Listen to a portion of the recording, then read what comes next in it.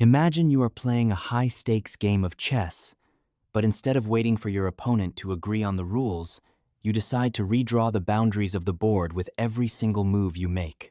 It sounds chaotic, maybe even a little unfair, but in the world of modern governance, this is exactly how the game is played.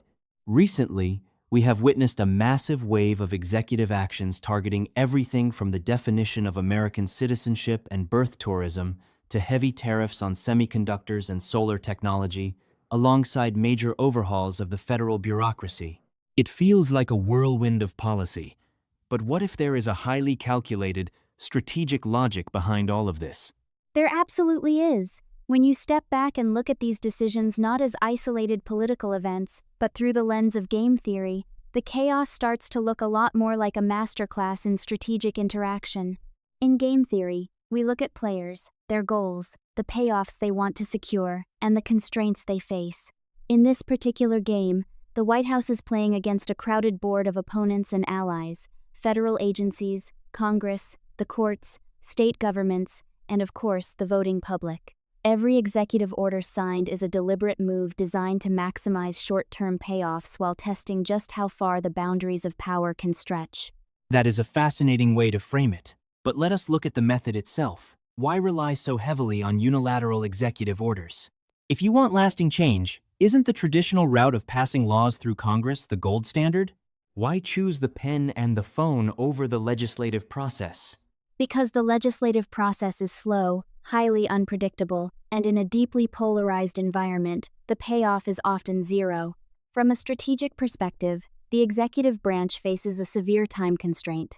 With upcoming elections always on the horizon, the pressure to deliver immediate, visible wins to the political base is immense.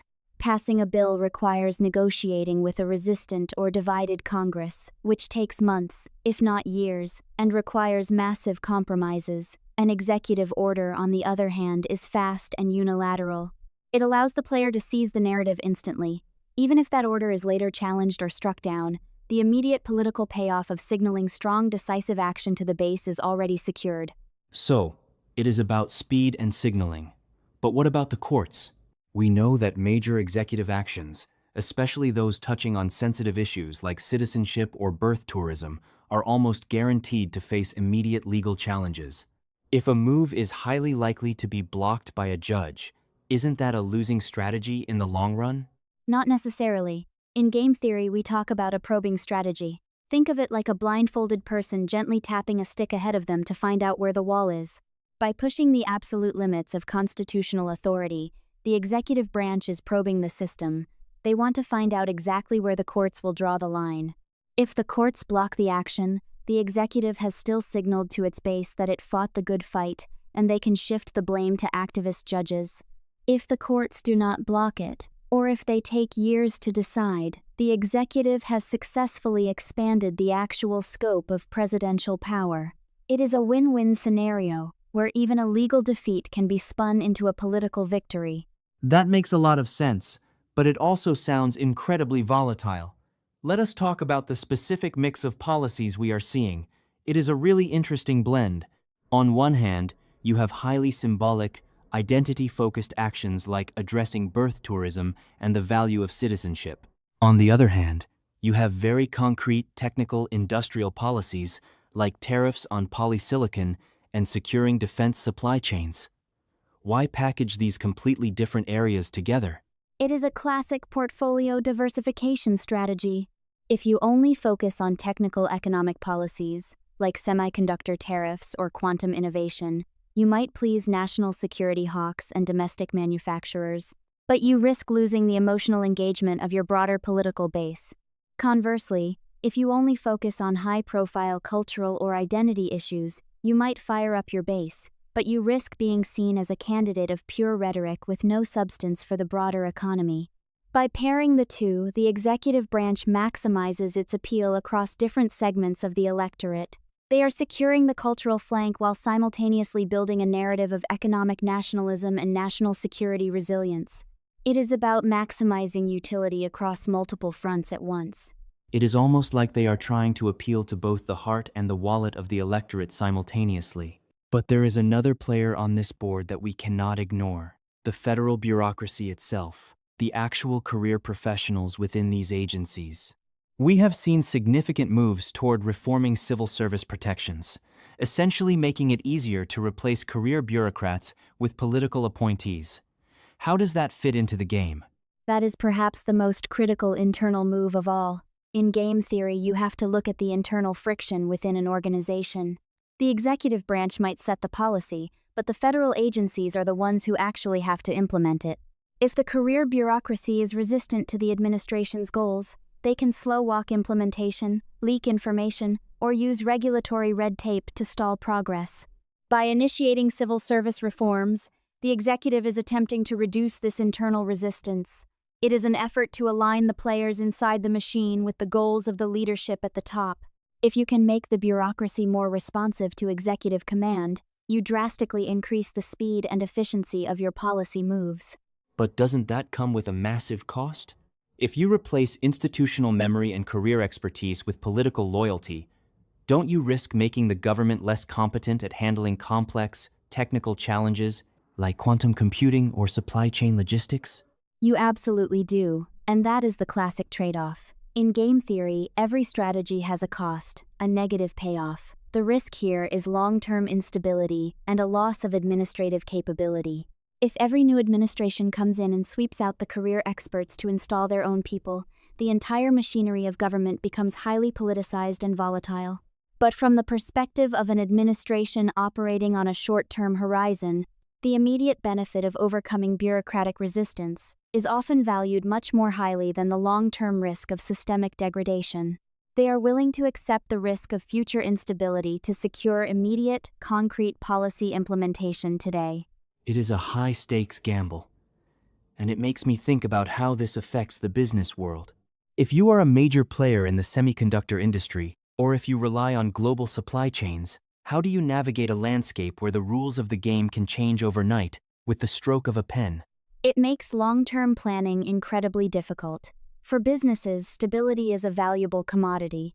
When policies flip-flop based on executive decrees rather than stable, debated legislation, the risk premium for investing in long-term projects goes way up. Companies have to spend immense resources trying to predict political winds rather than focusing on innovation or efficiency. They have to build highly adaptable supply chains, which is often much more expensive. In a way, the volatility of the political game forces the private sector to play a defensive game of its own, hedging against sudden regulatory shifts. So we end up with this highly reactive environment, where everyone is constantly hedging, waiting for the next move, rather than building for the future. It feels like we are moving away from a system of shared governance and toward a system of permanent campaign mode, where policy is just another tool for political warfare. That is a very accurate description. When the primary tool of governance becomes the unilateral executive order, policy ceases to be a product of compromise and consensus. Instead, it becomes a weapon used to score quick points, signal virtue to a specific base, and keep opponents on the defensive. It creates what game theorists would call a volatile equilibrium. It is stable in its instability. Both sides know the rules of this new game, and when the other side eventually takes power, they will use the exact same unilateral tools to undo everything their predecessors did. It is a dizzying cycle. If the pendulum just swings back and forth with increasing speed and force, what is the ultimate endgame here? Does the system eventually break? Or do we just adapt to this permanent state of political whiplash? That is the ultimate question. Historically, the American system of checks and balances was designed to prevent this exact kind of unilateral dominance by making action difficult and requiring broad consensus. But when the consensus breaks down, the pressure to act doesn't go away. It just finds a different outlet. The executive branch has found that outlet through unilateral action. The real danger is that as this game continues, the public's trust in the stability and fairness of the rules themselves begins to erode. If the rules are constantly being rewritten to favor the player currently holding the pen, people stop believing in the integrity of the game.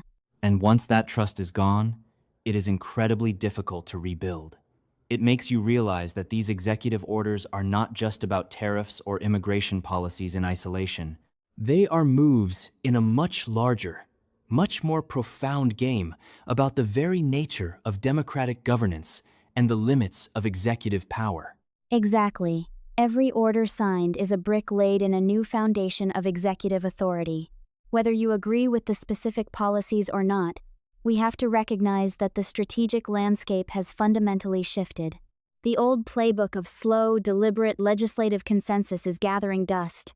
We are living in an era of rapid-fire, unilateral strategic moves, and the players who understand this game are the ones who will shape the future. It is a sobering thought to leave our listeners with. The next time you see a headline about a major new executive order, don't just look at what it does on the surface. Look at the board. Ask yourself, who is the target? What is the payoff? And how does this move change the rules for the next player? Because in this game, the board is constantly shifting, and the stakes could not be higher.